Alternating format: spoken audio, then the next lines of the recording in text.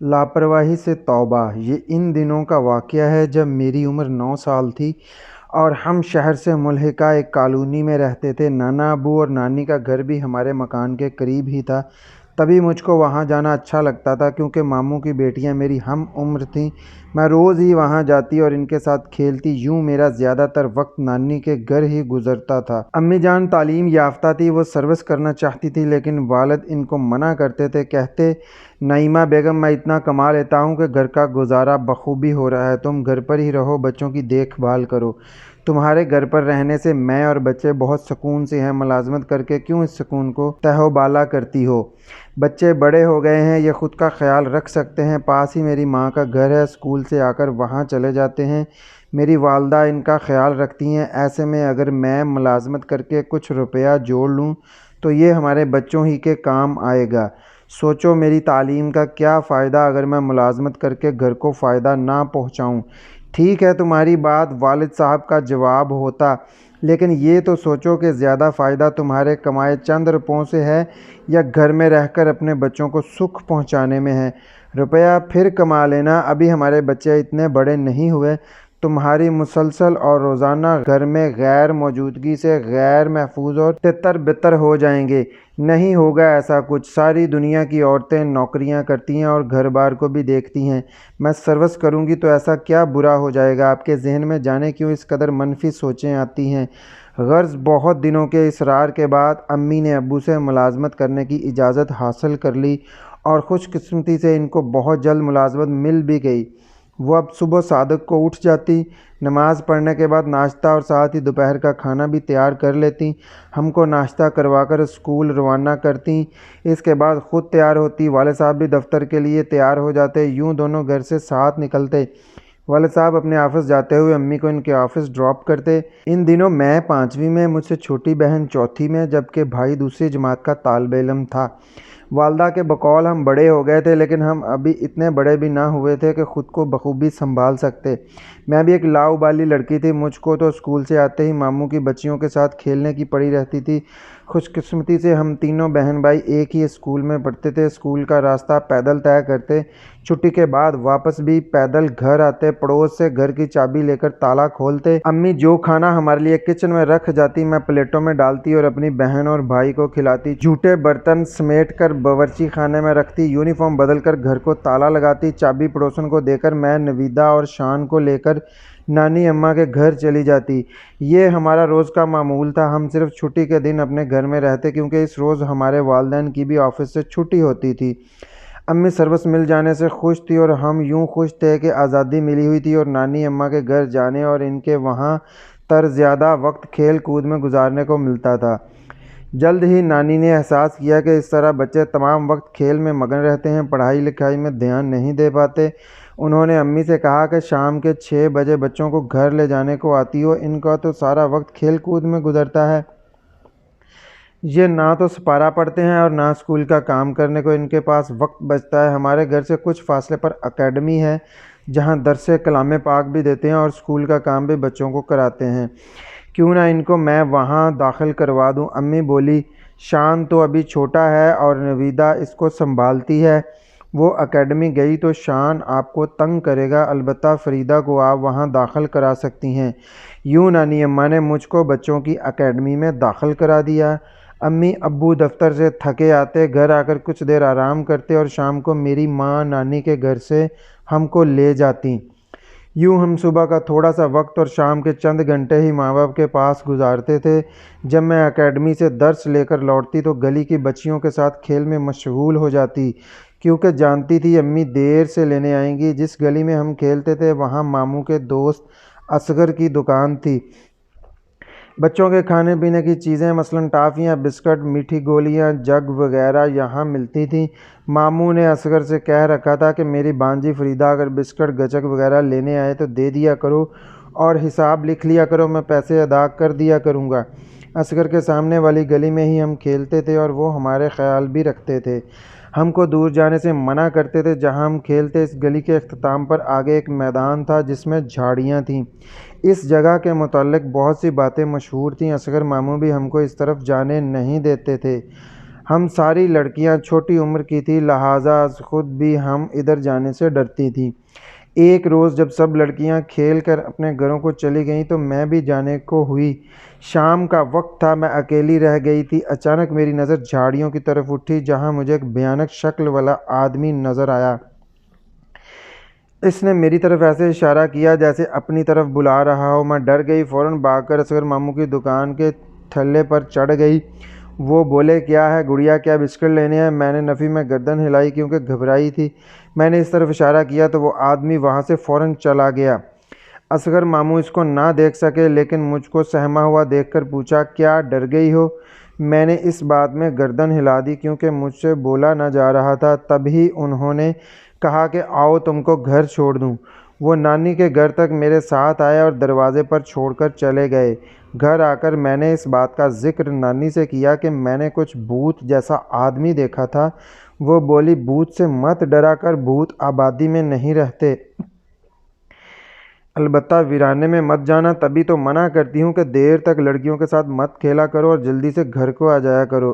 نانی تو اس بات کو بھول بھال گئیں لیکن میں نہ بھلا سکی۔ اس آدمی کی شکل سے جو خوف محسوس کیا کرتی تھی، اس خوف کو میں نہ بھلا سکی تھی۔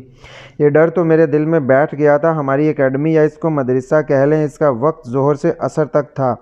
اس روز اسکول سے آ کر میرا وہاں جانے کا موڈ نہ تھا مگر نانی نے زبردستی بھیج دیا کہ یہاں گلی میں کھیلنے کے علاوہ کیا کرو گی؟ کیوں سپارے کے سبق کا ناغہ کرتی ہو؟ چلو پڑھنے جاؤ۔ میں گئی تو میرا چہرہ اترا ہوا تھا۔ استادنی بھی بولی، کیا ہوا بھئی، تم کو طبیعت خراب ہے؟ میں نے جواب دیا، اچھا تو آج تم جلدی گھر چلی جاؤ لیکن سامنے والے دروازے سے نہیں ورنہ ہیڈ ٹیچر ناراض ہوں گی۔ میں تم کو پچھلے دروازے تک پہنچا دیتی ہوں، تم ادھر سے چلی جاؤ۔ انہوں نے عذرا ہمدردی مجھے جلدی چھٹی دے دی تھی ورنہ جلدی چھٹی دینے کی اجازت نہ تھی۔ میں جب پچھلے دروازے سے نکلی، راستہ کچھ ویران سا تھا۔ مجھے ڈر بھی محسوس ہوا کیونکہ ہم ہمیشہ بڑے مرکزی دروازے سے باہر آتے جاتے تھے جو مین سڑک کے سامنے کھلتا تھا، اور یہ عقبی دروازہ پچھلی گلی میں کھلتا تھا۔ پہلی بار اس طرف سے جا رہی تھی، گلی بھی سنسان تھی۔ یہ دوپہر 3 بجے کا وقت تھا۔ ابھی عمارت سے گھوم کر مین سڑک تک نہ پہنچی تھی کہ کسی نے پیچھے سے پکڑ لیا۔ مڑ کر دیکھا، یہ وہی شخص تھا جو 2 دن پہلے مجھے جھاڑیوں کی طرف بلا رہا تھا۔ اس کی بھیانک صورت دیکھتے ہی میری چیخ نکل گئی۔ اس نے ایک ہاتھ سے مجھے پکڑا کیونکہ دوسرے ہاتھ میں چاقو تھا۔ کھلا چاقو دیکھ کر میری آواز گلے میں پھنس گئی۔ پھر تو مارے خوف کے میری گھگی بند گئی۔ اس کے ہاتھ میں چاقو نہ بھی ہوتا تو اس کا بدصورت چہرہ دیکھ کر ہی میری زبان گنگ ہو جانی تھی۔ وہ چاقو میری کمر پر رکھ کر مجھے آگے کی طرف دھکیل رہا تھا، بار بار کہتا، خبردار آواز نکالی تو چاقو کمر میں اتار دوں گا۔ وہ اسی طرح مجھے سڑک تک لایا جہاں ایک ویگن کھڑی تھی۔ اس میں 2 آدمی بھی بیٹھے ہوئے تھے، ایک تو ڈرائیور تھا، دوسرا موٹا سا آدمی اس کے ساتھ براجمان تھا۔ ہم کو دیکھتے ہی وہ وین سے اتر آیا اور آتے ہی اس بد شکل آدمی کو اشارہ کیا، تبھی انہوں نے اٹھا کر مجھے سوزوکی وین میں ڈال دیا۔ موٹے آدمی نے کہا، لالے کیا اسے باندھ دیں؟ بد شکل بولا، نہیں، انجیکشن لگا دیتے ہیں۔ میں دیکھ رہی تھی کہ 5 اور 6 برس کی 2 بچیاں اور بھی تھیں جو بے ہوش پڑی تھیں۔ سمجھ گئی کہ انہوں نے ان کو بھی انجیکشن لگا کر بے ہوش کیا ہے۔ اس کے بعد بد شکل نے انجیکشن نکالا اور کوئی دوا بھرنے لگا، لیکن شیشی میں تھوڑی سی دوا بچی ہوئی تھی۔ گاڑی تیز چل رہی تھی۔ اچانک اسپیڈ بریکر آیا، گاڑی زور سے اچھلی اور اس کے ہاتھ میں پکڑا انجیکشن گر کر ٹوٹ گیا۔ دوا بھی گر گئی اور ضائع ہو گئی۔ اب لالے کا پارا چڑھ گیا۔ اس نے ایک بڑے رومال سے میرا منہ باندھ دیا کیونکہ میں روئے جا رہی تھی۔ اس نے میری آواز بند کر دی۔ بولا، اگر روئے گی تو چاقو سے ذبح کر ڈالوں گا۔ اس نے زور سے مجھ کو 2-4 تھپڑ بھی رسید کیے اور وین میں ایک بندھی ہوئی بکری کی طرح بے بس ڈال دیا۔ گاڑی اب پوری رفتار سے چل رہی تھی۔ لالا اونگنے لگا۔ لالے کی آنکھیں سرخ تھیں۔ لالا اونگنے لگا۔ موٹا آدمی آگے جا بیٹھا تھا۔ لالے کی آنکھیں سرخ تھیں جیسے کہ وہ بہت گھنٹوں سے سویا نہ ہو۔ چلتے چلتے اچانک گاڑی کی رفتار آہستہ ہو گئی۔ شاید آگے کوئی چیک کرنے والا ان کو دکھائی دیے تھے یا کوئی پولیس چوکی تھی۔ بہرحال لمحے بھر کو ڈرائیور نے گاڑی روکی۔ میں وین میں اس جگہ تھی جہاں سے چھلانگ لگاتی تو نیچے گر جاتی، جبکہ میرے پیچھے 2 لڑکیاں بے ہوش پڑی تھیں اور کچھ سامان بھی رکھا ہوا تھا۔ میں نے سر اٹھا کے دیکھا، ہلکا سا اندھیرا تھا۔ سوزوکی کی ویگن رکی ہوئی تھی۔ میرا منہ انہوں نے کس کر باندھا تھا لیکن ہاتھ پیر آزاد تھے۔ میں نے ویگن کا پردہ ہٹایا اور بغیر سوچے سمجھے چھلانگ لگا دی۔ میرے چھلانگ لگاتے ہی ویگن چل پڑی تھی۔ لالے کی بھی آنکھ کھل گئی۔ اس کو معلوم ہو گیا کہ میں نے چھلانگ لگائی ہے۔ میں مٹی والی زمین پر گری تھی۔ ایک لمحہ ضائع کیے بغیر پوری قوت سے اٹھ کر سامنے کی طرف بھاگنا شروع کر دیا۔ سچ ہے، جب انسان کی جان پر بنی ہو تو پھر اس کو کچھ نہیں سوچتا، اور اللہ نے بچانا ہو تو اس کو وہ اتنی طاقت بھی عطا کر دیتا ہے کہ اس کے بچنے کے اسباب پیدا ہو جائیں۔ اگرچہ مجھے کافی چوٹ آئی تھی، لیکن زندگی بچانے اور آزادی کے احساس نے ہر چیز پر غالب آ گیا تھا۔ میرے گھٹنے درد کر رہے تھے، پاؤں بھی مڑ جانے سے لگتا تھا کچھ ٹوٹ گیا ہے، مگر ہمت نہ ہاری۔ بھاگنے کے سوا کچھ سجائی نہ دے رہا تھا۔ ان کی آواز میں مجھے صاف سنائی دے رہی تھی۔ انہوں نے گاڑی روک دی تھی۔ موٹا کہہ رہا تھا، لالا پکڑو، یہ بھاگنے نہ پائے۔ وہ پکار رہے تھے، رک جاؤ لڑکی، ورنہ گولی مار دیں گے۔ میں نے سوچا، گولی مارتے ہیں تو مار دیں، جب تک بھاگ سکتی ہوں بھاگتی رہوں گی۔ شاید ہی پھر کبھی میں اتنی تیز دوڑ سکوں گی جس قدر تیز میں اس دن دوڑی تھی۔ آج سوچتی ہوں تو عجیب لگتا ہے کہ کیا میں اتنا تیز بھی دوڑ سکتی ہوں؟ ہرگز نہیں۔ یہ موت کا خوف ہی تھا جو مجھ کو دوڑا رہا تھا۔ دراصل سامنے صاف میدان ہونے کی وجہ سے میں خود کو ان کی نظروں سے اوجھل بھی نہ کر سکتی تھی۔ ایک ہی بار مڑ کر دیکھا تھا، لالا مجھ کو اپنے پیچھے آتا دکھائی دے رہا تھا۔ یہ علاقہ ویران اور کھلا تھا، کچھ پتہ نہ تھا میں کس جگہ جا رہی ہوں۔ گولی چلنے کی آواز سنائی دی، تب لگا کہ انہوں نے مجھے ہی گولی ماری ہے، مگر نہیں۔ جب قدرت کسی کام کے ہونے کی منظوری دے دیتی ہے تو اس کے لیے اسباب بھی خود پیدا کر دیتی ہے۔ گولی کی آواز سن کر بھی میں نے پیچھے مڑ کر نہ دیکھا اور تیز بھاگی۔ گولیاں چلنے کی آواز آتی رہی اور میں بھاگتی رہی۔ دراصل ان لوگوں کو کسی نے دیکھ لیا تھا، غالباً پولیس نے، اور انہوں نے ان پر گولیاں چلائی تھیں۔ نہیں معلوم، مگر میں کافی دور نکل آئی تھی۔ تب رفتار دھیمی کر لی اور ایک بار اور مڑ کر دیکھا، وہاں کوئی نہ تھا۔ مجھے وہ نظر نہ آ رہے تھے، شاید میں ان کی حد نگاہ سے آگے نکل چکی تھی۔ اب آبادی دکھائی دے رہی تھی، مکانات نظر آنے لگے تھے، پھر مجھ کو کچھ لوگ بھی نظر آنے لگے۔ میں نے بھاگنا بند نہ کیا۔ سب مجھے حیرت سے دیکھ رہے تھے، یہ لڑکی دیوانوں کی طرح بھاگتی جا رہی ہے۔ بالآخر ایک جگہ تھک کر گر پڑی۔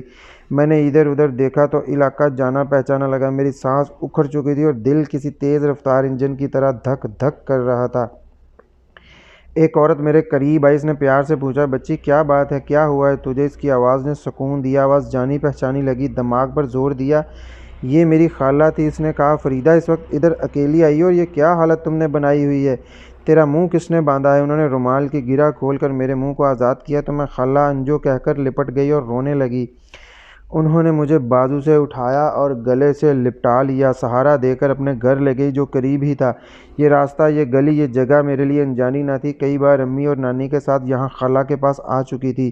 گھر میں لا کر انہوں نے مجھے بستر پر لٹایا اور پانی کا گلاس دیا۔ میں ایک گھونٹ لے سکی اور بے ہوش ہو گئی۔ نہ جانے کب تک ان کے یہاں بستر پر بے سدھ پڑی رہی۔ ہوش آیا تو خالہ اور خالو میرے پاس بیٹھے ہوئے تھے اور خالہ میرے بالوں کو سہلا رہی تھی۔ خالہ نے حال پوچھا، میں پھر سے رونے لگی۔ انہوں نے چپ کرایا، نیم گرم دودھ اصرار کر کے پلایا اور سکون دیا۔ میرے حواس بحال ہوئے تو ان کو تمام حال بتایا۔ وہ حال سن کر رو رہی تھی۔ انہوں نے خود روتے ہوئے مجھ کو دلاسا دیا کہ شکر ہے تم بچ گئیں، تم نے ہمت کی، ورنہ بجائے اس وقت ان ظالموں کے چنگل میں پھنسی نہ جانے کہاں ہوتی۔ خالہ اور خالو اپنی گاڑی میں مجھے گھر چھوڑنے آئے۔ امی، ابو، نانی، ماموں سبھی پریشان تھے۔ کسی کو معلوم نہ تھا کہ ان چند گھنٹوں میں مجھ پر کیا بیتی ہے۔ ماموں مجھے ڈھونڈنے نکلے ہوئے تھے، مدرسے گئے، وہ بھی بند ہو چکا تھا۔ جب خالہ نے تفصیل بتائی، امی رونے لگی، ابو بھی آبدیدہ تھے، نانی نے تو پہلے سے رو رو کر اپنا حال برا کر لیا تھا۔ اب والد کو موقع ملا۔ امی سے کہا، میں اس لیے منع کرتا تھا کہ ابھی بچے نادان ہیں، نوکری کچھ عرصے بعد کر لینا، مگر تم کو تو روپوں کا لالچ پڑا ہوا تھا، حالانکہ گھر میں اللہ کا دیا سبھی کچھ ہے۔ نانی نے بھی کہا، نائمہ تم نے بچوں کی ذمہ داری مجھ پر ڈال دی، حالانکہ میری عمر ایسی نہیں کہ میں یہ ذمہ داریاں نبھا سکوں۔ اس نوکری کے چکر میں تم کسی نہ کسی روز ان بچوں کا نقصان کرو گی۔ یہ تو خدا کا شکر ہے کہ بچی نے ہمت کی اور یہ کسی نہ کسی طرح ہم تک پہنچ گئی۔ اگر وہ لوگ لے ہی جاتے تب ہم کیا کرتے؟ سوچو تو ذرا، اس بچی کا نہ جانے کیا حشر ہوتا۔ امی تو یوں بھی رو رہی تھیں، مجھے گلے سے لگا کر خوب پیار کیا اور آئندہ لاپرواہی سے توبہ کر لی۔ ماموں اور ابو تھانے میں رپورٹ لکھوانے گئے تھے، ان کو بتانے کہ ہماری بچی مل گئی ہے، لیکن اور 2 بچیاں بھی ان کی گاڑی میں تھیں۔ نہ جانے ان معصوم پھولوں کے ساتھ انہوں نے کیا برتاؤ کیا ہوگا۔ اس کے بعد تو امی بہت محتاط ہو گئی، ملازمت کو خیر بات کہہ دیا اور 4 سال تک دوبارہ نوکری کا نہ سوچا۔ تب تک ہم باشعور نہ ہو گئے۔ وہ اب بھی ہر ملازمت کرنے والی ماں کو نصیحت کرتی ہیں کہ اپنے بچوں سے ذرا سی بھی غفلت نہ کرنا۔